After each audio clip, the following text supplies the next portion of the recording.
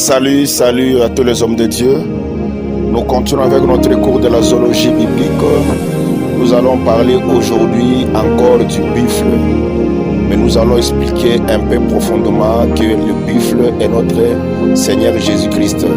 Donc Jésus-Christ est notre buffle véritable. Écoutez cette vidéo jusqu'à la fin, elle va vous bénir abondamment. Si c'est votre première fois de nous écouter, nous vous demandons de vous abonner à la chaîne afin de recevoir toutes les leçons que l'école gratuite a disposées pour vous. Partagez la vidéo, commentez la vidéo, likez la vidéo pour permettre à YouTube de faire montrer cette vidéo à d'autres personnes. Que Dieu vous bénisse abondamment. Donc nous parlons aujourd'hui du buffle qui est notre Seigneur Jésus-Christ. Jésus-Christ est notre buffle véritable. Ça c'est la deuxième partie. Lorsque Moïse bénissait en prophétisant sur le fils de Jacob, il déclara sur Joseph que ses cornes sont les cornes du buffle. Avec elles, il frappera tout le peuple jusqu'aux extrémités de la terre. Avec elle, il va frapper tout le peuple jusqu'au bout de la terre. Cette prophétie ne s'est jamais accomplie dans la vie de Joseph. Dirons-nous que Moïse avait menti? Loin de là. Elle concernait le Seigneur Jésus-Christ parce que Joseph aussi avait l'image du Christ dans plusieurs caractéristiques. Lui, le buffle véritable de notre Jésus, qui avec ses cornes a frappé tous les esprits impurs, tout le peuple et toutes les nations païennes sous la croix. Il y frappera encore au dernier jour avant le jugement dernier. Il n'utilisera que ses cornes redoutables pour frapper. Nous devons savoir que les cornes ont un symbole de la puissance. Les cornes représentent le pouvoir, la force, la puissance. Vous voyez? Alors, lorsque nous lisons dans Job chapitre 39, versets 12 à 15, nous allons voir que Dieu pose à Job plusieurs questions. Et ce sont ces questions qui vont nous permettre de donner notre conclusion.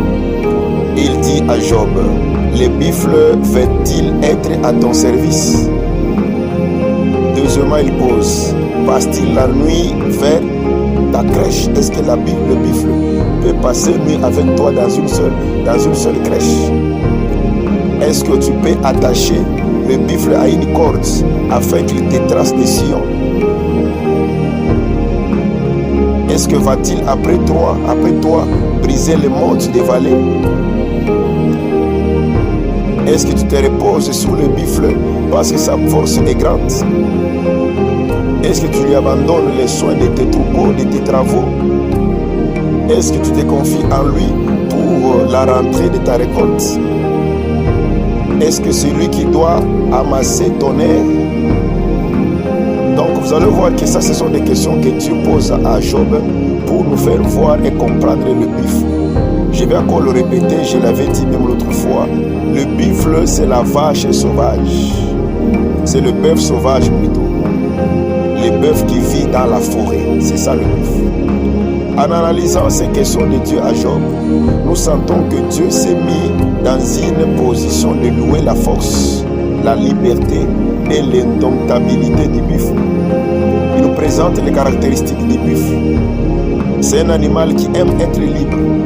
C'est un animal qui est fort. C'est un animal puissant. C'est un animal indomptable, donc on ne peut pas dompter, qu'on ne peut pas maîtriser, qu'on ne peut pas domestiquer. C'est pourquoi il ne se met pas au service des hommes, comme le bœuf par exemple. Le bœuf accepte de se mettre au service des hommes, de devenir travailleur, d'élaborer les champs, de cultiver, de moissonner pour eux, etc., etc. Mais avec les buffles, ça ne marchera jamais comme ça. Bien qu'ils soient des animaux d'une même famille des bovidés. Parce que le buffle et le bœuf sont tous de la famille des bovidés. Cela a préfiguré le double nature de Jésus-Christ. Il est à la fois bœuf et il est à la fois buffle. Quand nous voyons le bœuf, nous voyons l'animal qui peut être dompté, qui peut être maîtrisé, qui peut être utilisé, l'animal qui est doux. Et quand nous voyons le buffle, nous voyons un animal qui est sauvage, indomptable, qu'on ne peut pas utiliser. Alors cela nous fait voir le deux natures de Jésus. Jésus-Christ est à la fois bœuf, il est aussi à la fois buffle. Il est à la fois domestique, il est à la fois sauvage. Il est bœuf lorsqu'il vient comme un serviteur, comme un sacrifice expiatoire. Mais il devient comme un buffle lorsqu'il vient dans la force, dans la colère et dans l'indomptabilité.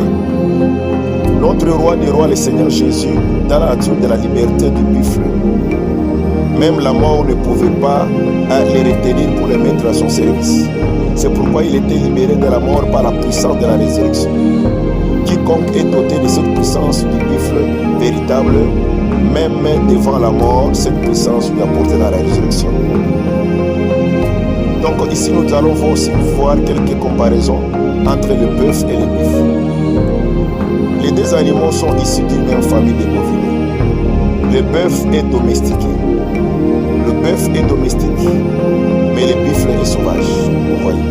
Nous avons dit que le bœuf peut accepter de devenir serviteur de l'homme, de travailler dans le champ de l'homme, d'élaborer la terre pour l'homme. Il peut aussi accepter de devenir un sacrifice parce qu'il a été cité par Dieu comme l'un des animaux de sacrifice. Mais pas avec les buffles. Ces derniers ne peuvent jamais accepter de devenir un travailleur de l'homme. Donc le bœuf vient pour servir et pour être un sacrifice. Mais le buffle vient pour frapper et pour libérer. Nous pouvons dire que le bœuf accepte de porter la douceur, mais le buffle ne connaît pas la douceur. Ces deux natures, nous les trouvons en Jésus-Christ dans ces deux natures, dans ces deux venues plutôt. Donc dans la première venue, il est venu comme un bœuf, comme un sacrifice, comme un animal pour sauver l'homme, comme un serviteur. Mais dans la seconde venue de Jésus, il viendra comme un buffle, comme un animal indomptable pour frapper les diables, les démons, les sorciers et les nations païennes d'un côté, et pour libérer définitivement ses ennemis de toute puissance de l'autre côté. Il les libérera aussi bien de la puissance du diable que celle de l'amour. Oui. Mais attention, aujourd'hui, il prend aussi l'aspect du buffle pour nous protéger contre nos ennemis et pour les combattre à notre place. Il a dit à Exode 14, gardez silence, je combattrai pour vous. Le Seigneur Jésus-Christ est un bœuf pour nous sauver et pour nous servir. Il est aussi un buffle pour frapper nos ennemis.